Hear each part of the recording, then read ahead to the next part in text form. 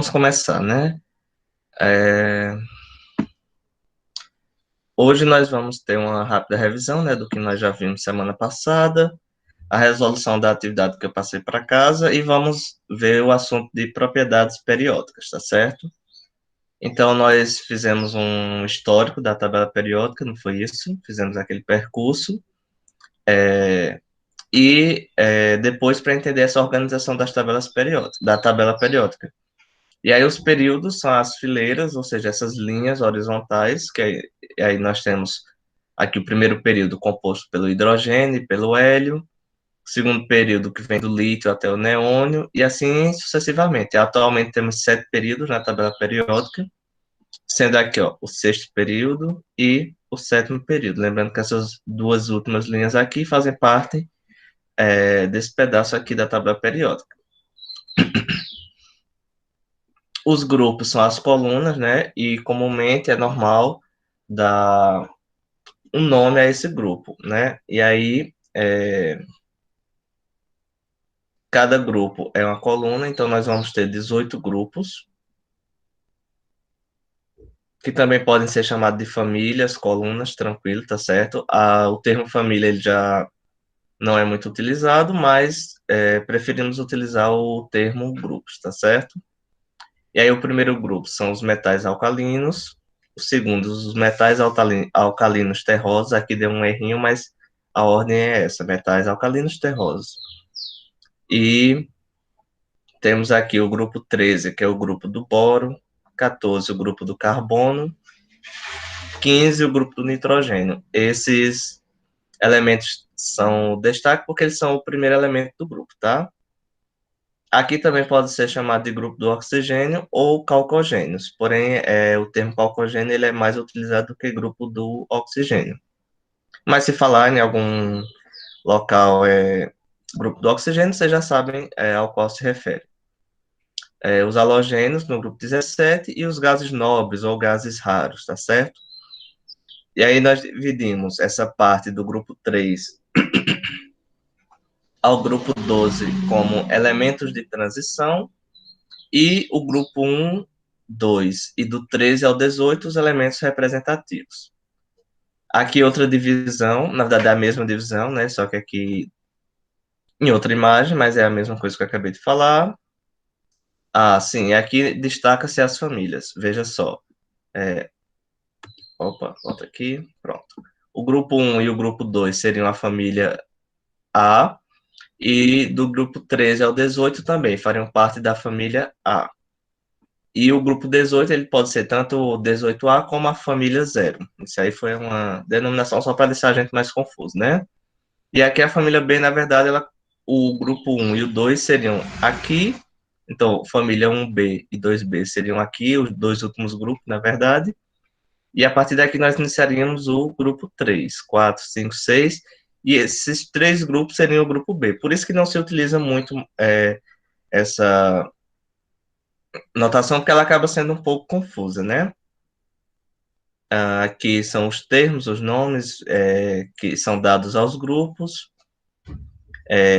Cada período, que são as linhas, né? Como eu acabei de falar para vocês, elas correspondem à camada que aquele elemento está preenchido ou está a preencher. Então, o berílio ele faz parte do segundo grupo, então ele vai ter duas camadas, a camada K e a camada L. Então, ele tem a camada K com dois elétrons e a camada L com dois elétrons também. Lembrando que a camada L comporta até 8 elétrons, não é isso? Boa tarde, Vitória, seja bem-vinda. E aqui, essa organização, como eu falei, né? Os elementos aqui, ó, do primeiro período, eles vão ter a camada K a ser completada ou já completada. Aqui o hidrogênio, ele tem... Falta um elétron para completar a sua camada, e já aqui o L, ele está completo, referente à camada K.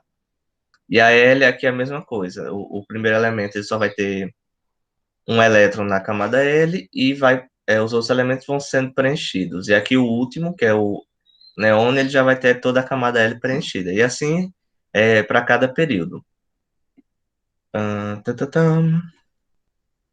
Pronto. Outra maneira de classificar os elementos é agrupá-los segundo suas propriedades físicas e químicas. E aí nós agruparíamos em hidrogênio, só o hidrogênio sozinho, os metais, os ametais e gases nobres. Pronto. Então teríamos aqui, ó. Cadê a setinha? Pronto. O hidrogênio sozinho, tá? Ele não faz parte de nenhum grupo, nenhuma família, no caso, nenhum grupo. Devido às suas propriedades serem bastante diferentes das demais. Então, ele não tem nenhum grupo específico que ele se encaixe, tá? Ele poderia se encaixar tanto aqui no grupo 1 como no grupo 17, devido às suas propriedades. Então, eu preferi deixar ele sem grupo. E aí ele é considerado um grupo sozinho, né, que é o hidrogênio, e aí os metais que vêm aqui do lítio, até onde está marcado essa escadinha aqui, são os metais. Depois dessa escadinha, nós temos os ametais aqui na cor verde, e essa aqui nessa cor azul, azul um pouco mais claro, nós temos os gases raros, os gases nobres. Tranquilo? E aí, aqui essa notação indica o estado físico em que aquele elemento se encontra na temperatura normal e condições de pressão também, que é 25 graus Celsius. Então, considerando que a temperatura de 25 graus Celsius, esses daqui são os estados em que os elementos se encontram. Quem tem a letrinha preta aqui, ó, está no estado sólido, como nós podemos ver todo esse grupo aqui, ó, todos esses grupos. Quem tem a letrinha verde, como aqui o bromo, o mercúrio se encontra no estado líquido, a essa temperatura que eu mencionei.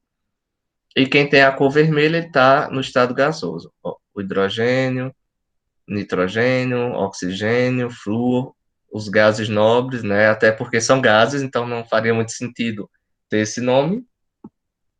Aqui nessa tabela, que ela é bem completinha, ó, você pode ver que ela tem as camadas de cada nível, de cada período. Ela é meio completinha, só está desatualizada, né? Já temos todos esses elementos aqui com nomes e provavelmente ainda esse ano veremos dois elementos aqui, ó, aqui embaixo, o 119 e o 120. Mas vamos esperar, né? E os sintéticos são aqueles feitos no laboratório que dificilmente são encontrados na natureza. E aí, o hidrogênio, o Sol, ele é composto por 73,5% de hidrogênio. Esse hidrogênio vai sendo consumido ao longo dos anos. É uma substância simples, né? Quando nós encontramos na natureza, encontramos ele na forma de H2. Os metais possuem característica de brilho e cor, exceto o ouro e o cobre. Eles, na verdade, não são tão cinzentos, né? Eles têm uma coloração diferente. São bons condutores de calor e de corrente elétrica, têm uma boa ductibilidade, ou seja, uma grande capacidade de fazer fios, maleabilidade, ou seja, a capacidade de produzir lâminas, a capacidade de serem transformados em outras estruturas, em outras formas. Os ametais geralmente apresentam baixa temperatura de fusão e de ebulição, ou seja, eles não apresentam grande temperatura para poder mudar de um estado físico para outro. São maus condutores de eletricidade e um pouco opacos, ó, como vocês podem ver aqui, o enxofre, com essa cor assim, um amarelo que não é tão transparente, né, feito diamante, se nós pensarmos, ó. Os gases nobres, eles possuem sua camada de valência completa, a camada de valência é a última camada, com 2 ou 8 elétrons. Na indústria são usados na fabricação de diversos objetos, e eles não produzem nenhum tipo de reação química com outras substâncias. Claro que ela tem algumas exceções, né, que nós veremos futuramente. E aí a atividade da semana passada foi ler a página 108 e 109 e responder as 4 questões da página 109. Então vamos lá. Primeira questão. Por que a denominação terras raras não é uma boa escolha para esse grupo 17 de metais de transição? Para esse grupo de 17 metais de transição. Porque não são raras, só mais difíceis de serem encontrados. Essa é uma resposta bem simples, tá? Essa daí vocês encontrariam facilmente. Eles não são metais raros, tá? Então, não são eles são difíceis de serem encontrados, porque é necessário fazer escavação, tudo mais. mas eles não são raros, ou seja, não é uma dificuldade, não existe locais, poucos locais que possuem esses metais. Na verdade, existe em muito canto do mundo. Ah, pensei que alguém tinha feito uma pergunta. Professor, Sim, depois seria como se eu explicar um pouco mais sobre aquela distribuição experimental? Eu não entendi muito bem. Que tem aquelas no quadradinho, sabe? Que tem a teórica e a experimental. Eu não entendi muito bem a experimental. Depois você poderia falar, posso por sim, favor? pode ser no final da aula, tá certo? Tá certo. Pronto, no final da aula eu repito um pouquinho. Vamos lá. Obrigada. E aí aqui nós temos essa representação, né, da abundância desses elementos e perceba, ó, que eles estão aqui no meio, ali no intermediário. Então eles são muito fáceis de serem encontrados, tá?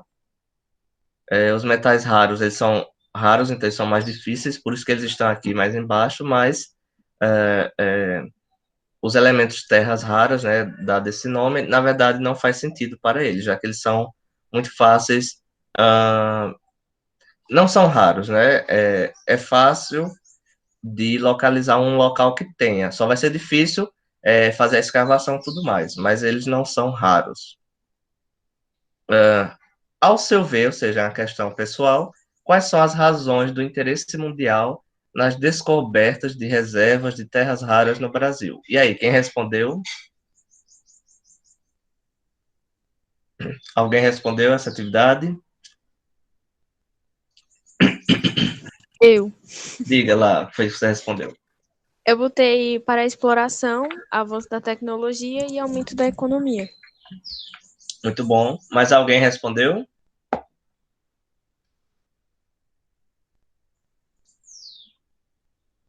Pronto. E realmente é isso que Deise falou, né? Para a exploração, aumento da tecnologia, porque eles têm mil e uma utilidades. Então, veja só, aqui nessa questão da tecnologia, eles são aplicados em tudo que nós temos ao nosso redor, praticamente, né? Ó, veja só o carro.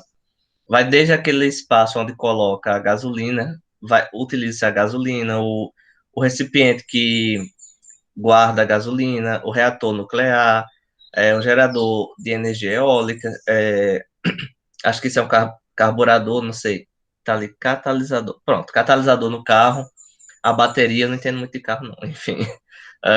Liga de aço, computadores, a tela dos computadores, a câmera, o flash, é, a estrutura da máquina fotográfica, os ímãs. Olha aí, quantas utilidades, aviões, fones de ouvido. Então, tudo isso está ao nosso redor e é altamente necessário, né? Altamente utilizado. Então, realmente, o interesse tecnológico acerca dessas terras raras é muito grande. Terceiro, o Brasil tem descoberto reservas exploratórias de terras raras, embora seja a China o país que detém a maior riqueza desses recursos. Além da China, outro país que possui reservas importantes descobertas há relativamente pouco tempo é o Afeganistão. E aí, essa era uma pesquisa, tá certo? Aí, quem fez a pesquisa eu corrigi. Em grupos, façam uma pesquisa em sites confiáveis na internet e em revistas científicas. Considere os seguintes pontos. Por que se diz que esses minerais são estratégicos? Qual o significado dessa expressão? Alguém aí gostaria de comentar essa questão? Por que se diz que esses minerais são estratégicos?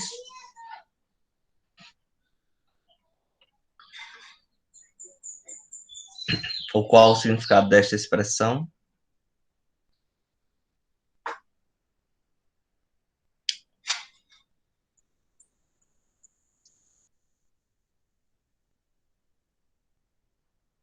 Vamos lá.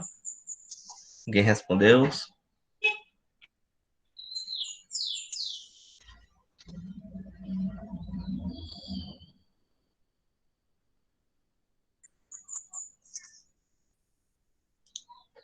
Né? Então, é um mineral estratégico exatamente por isso que nós falamos na questão anterior, né? Devido à grande aplicabilidade na tecnologia. E quem detém tecnologia detém o avanço em si em muitos campos, na saúde, na educação, né? Tanto é que os melhores países os melhores estados que têm investido em tecnologia são os que melhores estão tendo resultado nesse período de pandemia. Considera o Brasil, a China e o Afeganistão. Quais são as principais questões envolvidas na exploração? Importação e exportação desses minérios. Pronto, isso aqui vocês vão pesquisar e mandar lá na questão.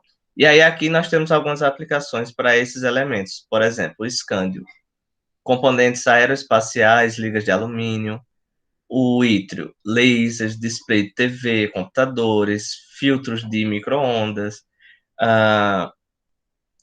o latânio, refino de petróleo, bateria de carros, híbridos, lentes de câmeras e por aí vai. Perceba que cada elemento desse tem uma aplicação em algo muito importante, muito utilizado em vários espaços, desde o nosso cotidiano, desde a nossa casa, né, até grandes centros. 4. A exploração da jazida, que aparece na foto ao lado, mostra alguns danos que a mineração pode causar ao ambiente. Pesquise em livros, sites e pesquise em livros e sites os impactos ambientais e sociais relacionados à exploração de minérios. E aí vocês têm essa foto de um cenário, como vocês podem ver, realmente a própria exploração do minério já é um grande impacto à paisagem, ao espaço ali em que essa exploração do minério ela foi feita, né? Perceba que toda a paisagem ela é destruída, né? Bem como a terra, tudo mais fica danificado. Essa primeira parte tá ok. Então vamos lá. Será que é porque tá no carregador, meu Deus? Deixa eu tirar do carregador aqui.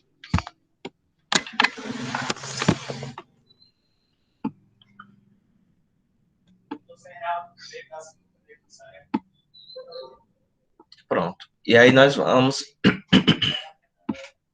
para a propriedade dos elementos.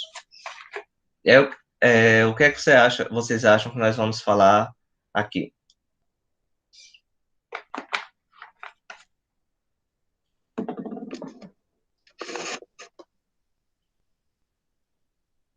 Sim, Jonas? Sobre a importância deles e como eles podem ser aplicados no dia a dia? Pode ser. Vamos entender um pouco, né, de como eles reagem ou suas estruturas, tá? Isso por meio de modelos e representações. Então vamos lá, tá aqui a nossa tabela periódica da IUPAC, ó, completinha, todos os elementos até o 118. A classificação que nós já verificamos, né, o hidrogênio, metais, ametais e gases nobres. Os semimetais foi uma notação que ela não existe mais, tá certo? Então, quando aparecer semimetais, a gente está falando dessa parte aqui, ó, esses elementos rosas. Mas aí é só seguir uma escadinha aqui, ó, que você vai ver que esses metais, esses elementos que eram considerados semimetais, hoje são considerados metais, tá? E esses daqui que eram considerados semimetais são ametais. Mas é só seguir a escadinha, caso apareça em algum lugar essa notação.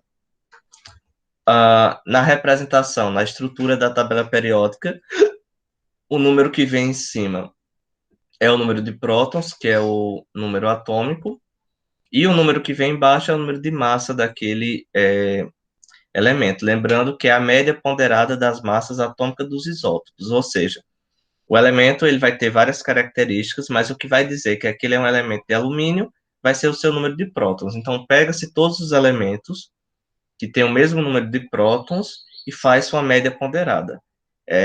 E aí nós temos essa massa que está aí.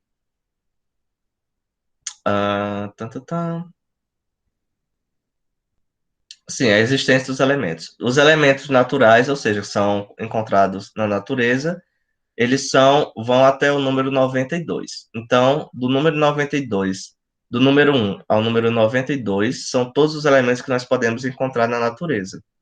Do número 92 em diante, são elementos artificiais, ou seja, são produzidos no laboratório. E aí, esses elementos são chamados de transurânicos, transurânicos exatamente por isso, porque é depois do urânio, que é o elemento de número 92. E os elementos naturais, que vai do 1 ao 92, cisurânicos, que é antes do urânio. E o urânio pode ser encontrado na natureza, tá? Em forma de rochas, e aí é só fazer a refinaria dessa rocha. Os períodos, como nós já vimos, são linhas horizontais e definem o número de camadas dos elementos. Grupos ou famílias são linhas verticais e definem o número de elétrons da camada de valência. Dividido em famílias também. A família A e a família B, lembrando que é uma notação um pouco antiga, mas que ainda aparece com frequência. A estrutura é baseada na distribuição eletrônica, como nós já vimos, em ordem crescente de número atômico, e aí nós dividimos a tabela periódica em 4 blocos. Esse primeiro bloco, formado pelo grupo 1 e o grupo 2 e o hidrogênio, é o bloco S, porque na última camada eles terminam com elétrons no subnível S. E a mesma coisa aqui do bloco P, D e F, mudando apenas o subnível, claro. Aqui no bloco P vão terminar com o último subnível sendo o P, o D, o último subnível sendo o D, e o F, o último subnível sendo o F. Tranquilo? Aqui nós temos um exemplo de distribuição eletrônica, onde nós vemos que o sódio ele terminou aqui ó, no 3S1. Então, o 3, que é o período, vai nos indicar... O 3, que é o nível, vai nos indicar qual é o período que nós encontramos aquele elemento na tabela periódica. Então, o sódio está lá no terceiro período. O S, que é o subnível, vai nos indicar qual é o grupo, ou seja, vai ser o grupo 1, 2, 3 ou 4, e o 1 também. Então, nós sabemos que o bloco S, ele termina, se ele termina com o subnível S, ele vai estar no bloco S, então ele pode estar ou no grupo 1, ou no grupo 2, ou seu hidrogênio. E aí, como aqui ele está no terceiro período, já sabemos que não é o hidrogênio. Mas ele está no grupo 1 ou no grupo 2, vai depender da quantidade de elétrons aqui. Como só tem um elétron, então está indicando que é a família 1A, ou seja, o primeiro grupo da tabela periódica. E aí, e a partir dessas informações aqui, nós conseguimos encontrar o grupo e o período. Aqui, quando já envolve o bloco D, já tem um pouco de diferença nisso, tá? Então, nós vamos olhar a última camada, que aqui vai ser a camada KLN, camada N, que equivale ao quarto nível, que é o quarto período. Mas, quando nós formos olhar o subnível, vai ter que ser aqui, ó, na camada de valência mesmo, que aí é o D. E aí, o metal de transição nos dando aquela informação que ele está ali naquele bloco, que nós chamamos de bloco D, aqui. Ele vai estar por aqui. Pronto, esses são os nomes que vocês já conhecem, que nós já vimos. E a ideia de propriedades periódicas. Propriedades periódicas são aquelas que oscilam em valores e números, repetidos regularmente com o aumento do número atômico. Ou seja, se nós passamos no período, aquele valor, aquela propriedade, ela vai aumentando ou diminuindo, é uma propriedade periódica. A periódica é quando tem uma certa irregularidade, tá certo? Então, é comum, por exemplo, nós não vamos ver as propriedades aperiódicas hoje, mas aí só para que vocês saibam, se nós formos olhar, por exemplo, a densidade desses elementos, então, você vai ver que partindo de um lado da tabela periódica vai dar um valor, partindo do outro vai dar outro, e aí acaba ficando... não segue uma linearidade, né? Então vai ficando essa coisa meio confusa, podemos dizer assim. Mas a periódica ela vai seguir uma regra, digamos assim, em geral. Claro que é uma tendência, melhor dizendo isso, vai seguir uma tendência. Por exemplo, a massa atômica, ela vai aumentando de acordo com o número atômico. Então, tranquilo. Se nós pegamos da esquerda para a direita, essa massa atômica vai aumentando. E se nós pegamos do primeiro grupo, ou seja, de cima para baixo, essa massa vai diminuindo. E aí, essa massa vai aumentando também. Tranquilo.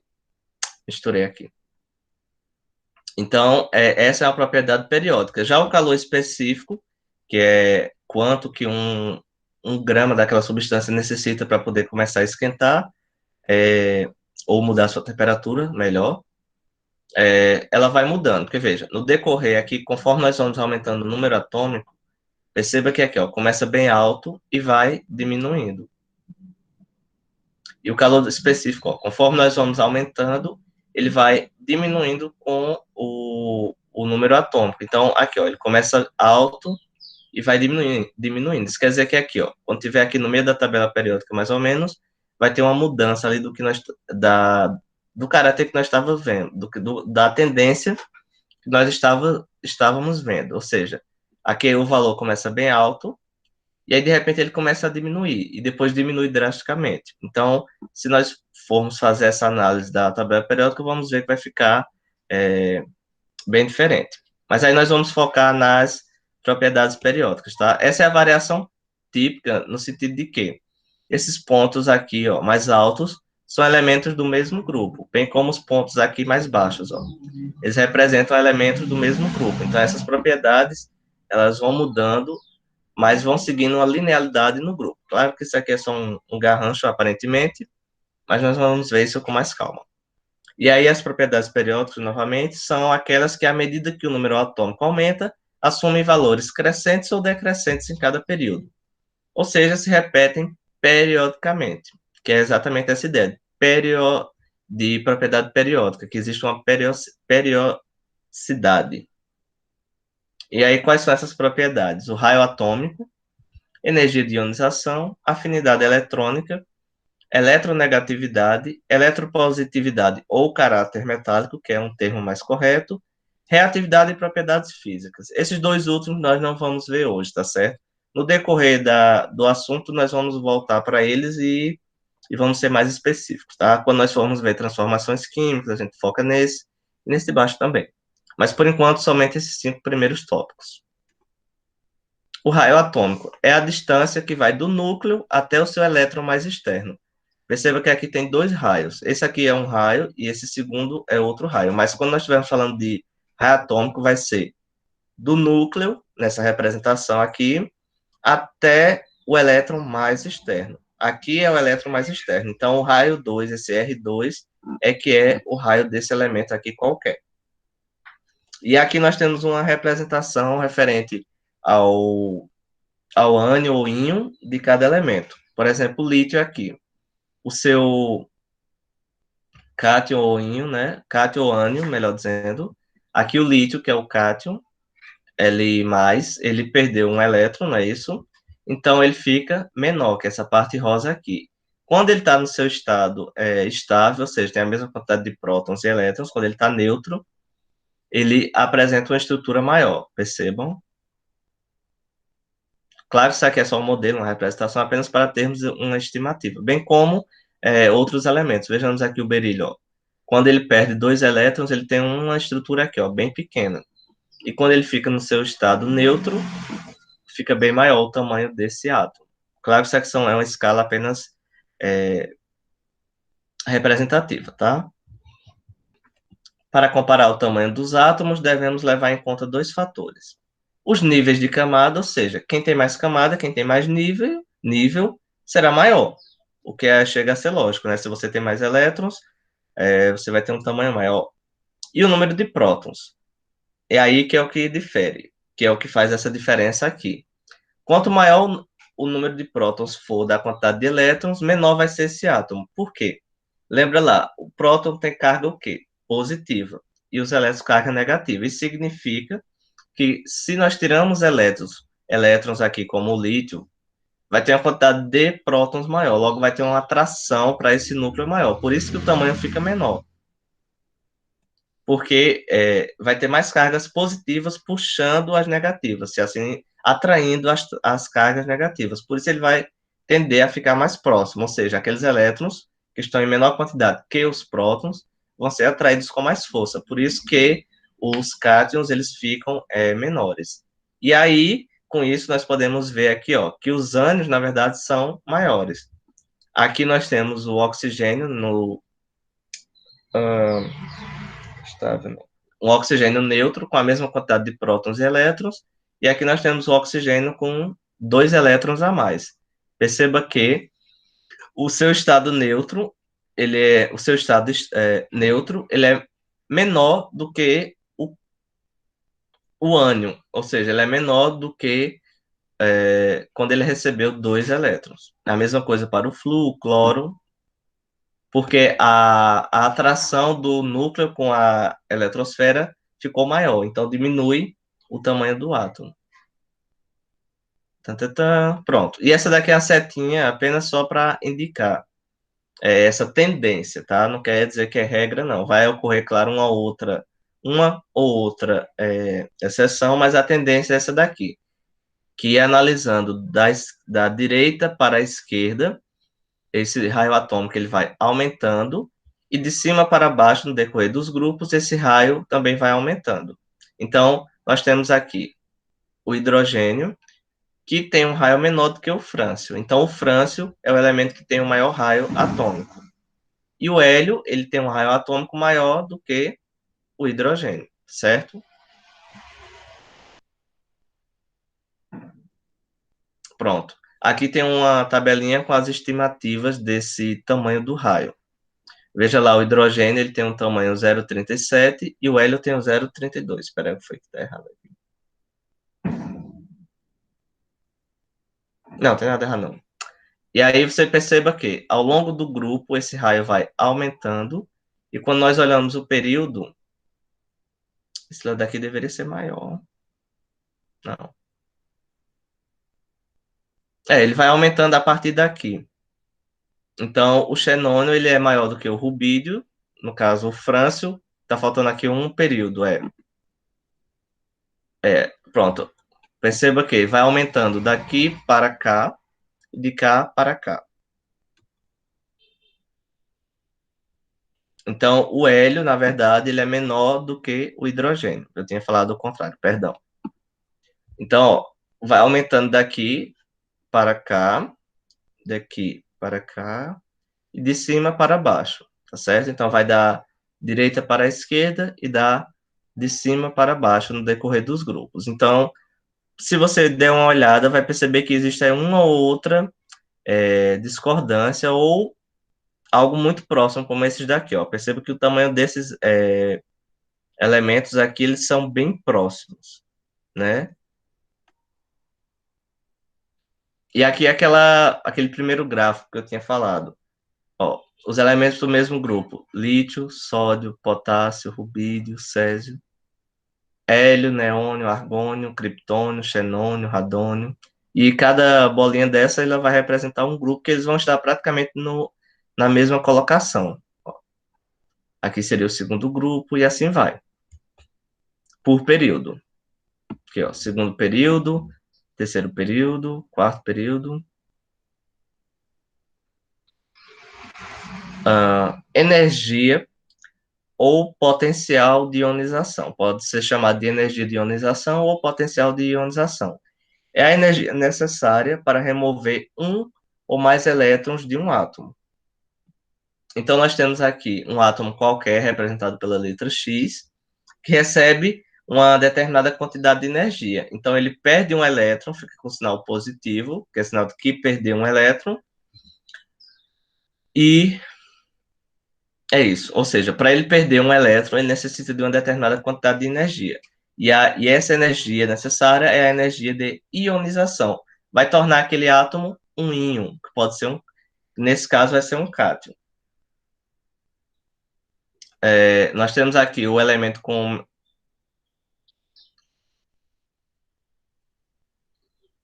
o menor, né, potencial de ionização, que vai partindo agora da esquerda para a direita e de baixo para cima. Então, quando nós vamos subindo no grupo, iniciando da parte de baixo, essa energia ela vai aumentando, e se nós começarmos de cima, ela vai diminuindo, enfim.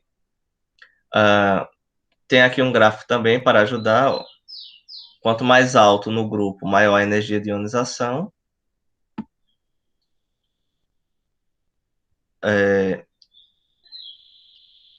Eu ia falar alguma coisa, esqueci. Enfim. E quando nós vamos aqui, ó, no decorrer do grupo, ela vai aumentando também. Então, a energia de ionização ela vai aumentando da esquerda para a direita e de baixo para cima, diferente do raio atômico.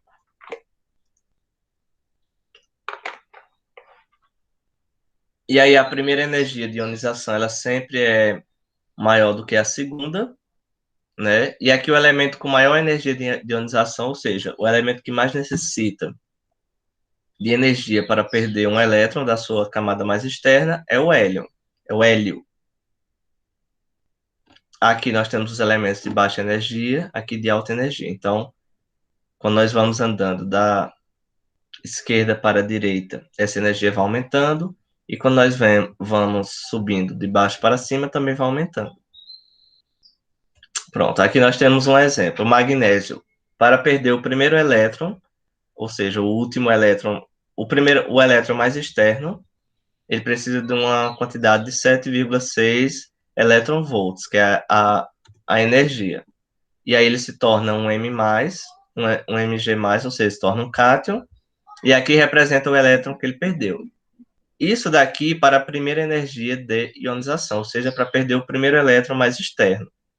Quando ele vai para a segunda energia, ou seja, quando ele vai perder o seu segundo elétron, perceba que já é praticamente o dobro da quantidade de energia que ele perdeu. Que ele necessitou praticamente o dobro de energia para perder o primeiro elétron, para perder o segundo. Aí está aqui a representação. E para perder o terceiro elétron, note que a energia aqui, ó, ela é umas 4 a 5 vezes a mais do que a segunda energia. Por quê? Como o número de prótons vai se tornando maior do que... Não se torna maior, né? Mas o átomo ele fica com mais prótons do que elétrons, vai tendo uma atração maior. Então, aqueles prótons que estão ali no núcleo, eles vão atrair esses elétrons com mais força. Então, para se retirar outro elétron, como esse caso aqui, vai precisar de mais energia. E assim, sucessivamente. E aqui nós temos algumas energias de ionização para alguns elementos, tá? Nós temos aqui o sódio, ó, a primeira energia dele é 496, já a segunda vai para 4.500. Então, perder esse segundo elétron do sódio se torna bem complicado, não é? E assim vai o magnésio, o alumínio e tudo mais. Aqui nós temos aquela tabela da tendência nova, ó. Perceba que os elementos com maiores energia de ionização são os gases nobres, né? Porque eles já estão com a sua última camada preenchida, estão bem estáveis e, além de estarem neutros, eles estão bem estáveis com a quantidade de elétrons que eles possuem. Então, realmente faz sentido que os gases nobres sejam os que possuem a maior energia de ionização.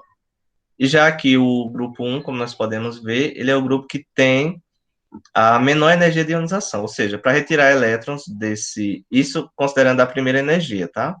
Considerando a primeira energia de ionização.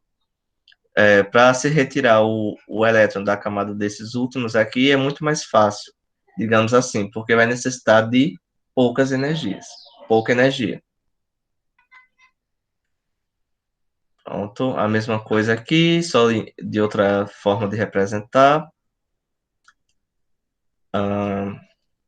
A tabelinha, ó, essa tabelinha 3D, eu acho que ajuda um pouquinho a gente ver essa ideia, né? Sendo os gases nobres aqui as maiores energias de ionização, até mesmo o radônio, ó, que ele é o que tem a menor energia de ionização dos gases nobres, ele tem a maior energia, praticamente, do que muitos aqui. Tem maior energia, é necessário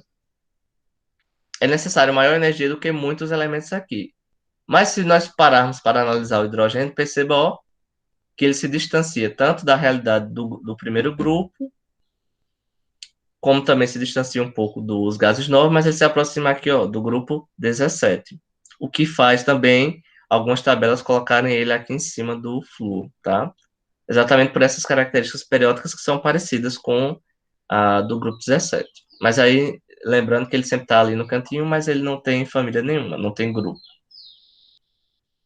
Configurações eletrônicas de íons é aquilo que nós tínhamos visto, né? Nós vamos lá, fazemos a distribuição normal do elemento e retiramos da última camada, que é aquela camada de valência. Que aí nós veremos melhor sobre essa camada de valência na próxima aula, tá bom? Afinidade eletrônica ou eletronegatividade. É a energia necessária para se atrair um elétron Ou seja, aqui usa captura, mas o mais interessante é a energia necessária para se atrair um elétron em uma ligação química, né?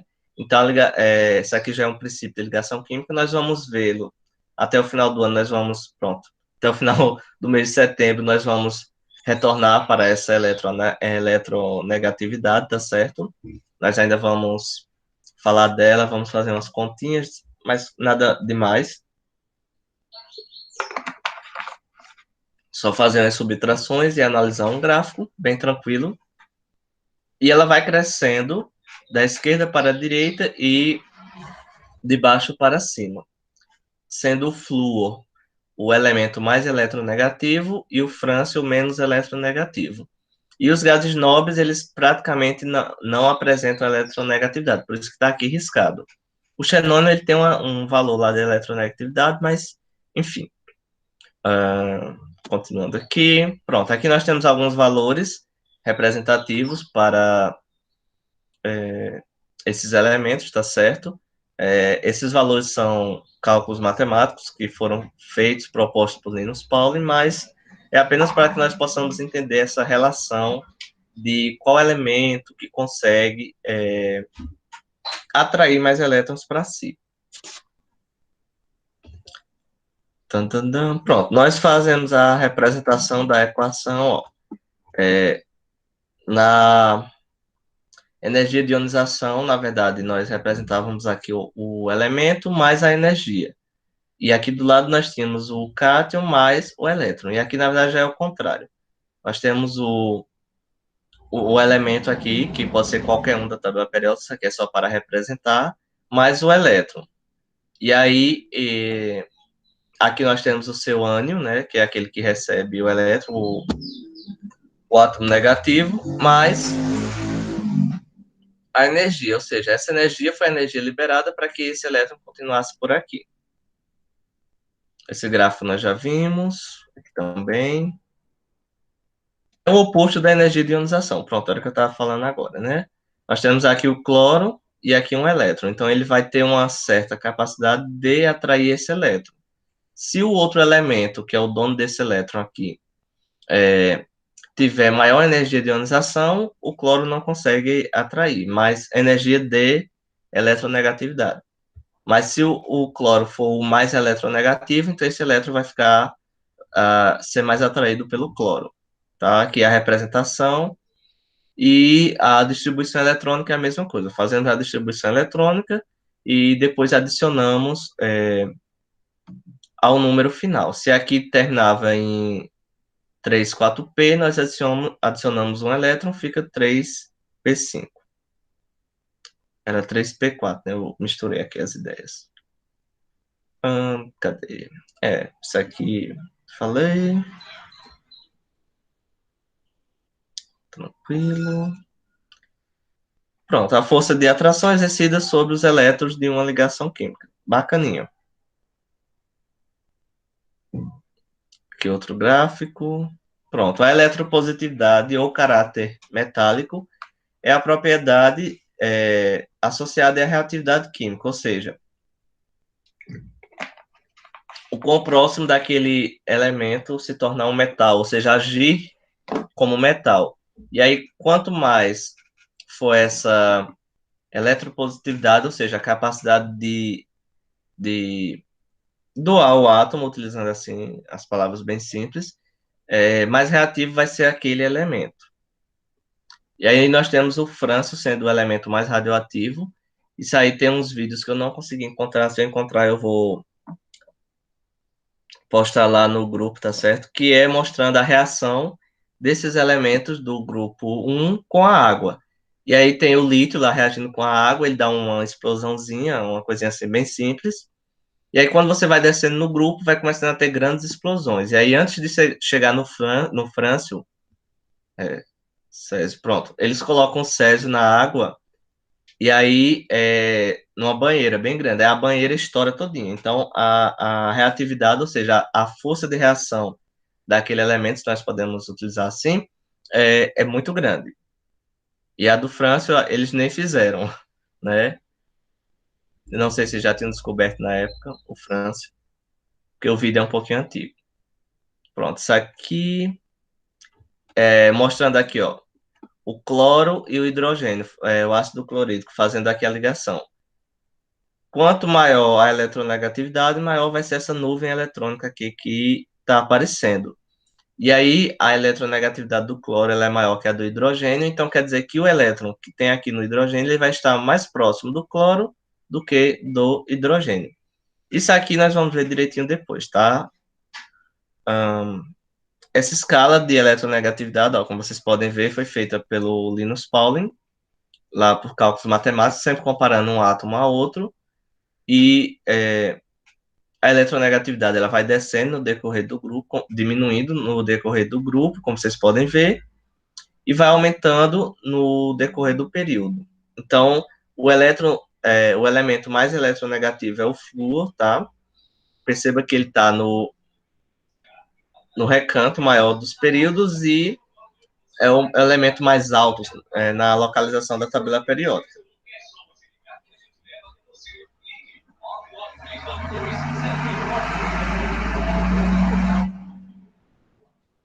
Pronto, é água, vendendo água. Pronto. Além da dúvida de Giovana, que aí já eu vou ajeitar aqui. Outra dúvida, querem falar alguma coisa? Pra mim, não. Pronto. Nas próximas semanas as aulas vão ser mais práticas, tá? Voltar aqueles exercícios que a gente estava fazendo. É porque como esse conteúdo dele pode ser explorado de várias formas, e aí acabou que eu preferi fazer assim, mas enfim, meio que me arrependi, né? Porque só fica eu falando, vocês também não falam, aí fica complicado. Mas aí a gente vai fazer esses exercícios, tá certo? Vocês leem lá a página 110, 111 e 112 e respondem os exercícios. Os exercícios que estão lá, eles não contemplam todas essas propriedades periódicas, porque é muito simples, parece que ele só coloca lá o raio atômico. Mas aí, quem quiser complementar, eu vou disponibilizar um material extra. Deixa eu mostrar aqui a vocês. Pronto. O primeiro é esse daqui, que tem um pouco desse resumo do que nós falamos. Tem um resumo do que nós falamos. E ao final dele tem alguns exercícios. Tem exemplos também. Cadê os exercícios? Pronto. Aí tem aqui alguns exercícios, tá? Quem quiser praticar, pode praticar. Esses exercícios aqui, eles não são obrigatórios, só são obrigatórios. Os que vocês vão me mandar, na verdade, são esses daqui, tá? Que estão na página 112, se eu não me engano, são 5 ou 6 questões. E aqui vai ser uma coisa opcional. Quem quiser fazer um pouco mais de exercícios sobre essas propriedades periódicas, tem esse primeiro documento. Professor, você vai mandar, né, no grupo? Vou sim. Aí quem quiser esse material extra me informa que eu envio. E tem esse segundo aqui também, que tem alguns exercícios também. Achei interessante. Não vou responder eles na próxima aula, tá certo? Mas se alguém for responder algum desses exercícios Eu vou extras, querer, professor. pronto. Se alguém for responder esse exercício extra e tiver alguma dúvida, me manda que eu respondo no privado, tá certo? Por exemplo, aqui na terceira questão, tive uma dúvida como fazia. Aí eu vou lá e respondo, e ajudo a responder. E posso até dizer se está certo ou não, mas no final dos dois documentos tem o gabarito com as respostas. Então, quem quiser praticar, estudar para o SSA, por exemplo, ou outra coisa aí, já vai praticando, né? E aí, qualquer dúvida, vocês podem me procurar. Pronto, aqui, ó. No final tem um gabarito. Vocês respondem primeiro e depois faz uma comparação. Pronto. Coloquem o nome de vocês e a turma. Oi, Jonas. Não entendi. Acho que eu vou querer responder também, porque como eu tô atrasado, vai me ajudar a fixar mais a matéria. Pronto. Eu vou fazer isso também porque às vezes vocês podem ficar sobrecarregados e se eu mandar esse exercício acaba ficando mais ainda, né?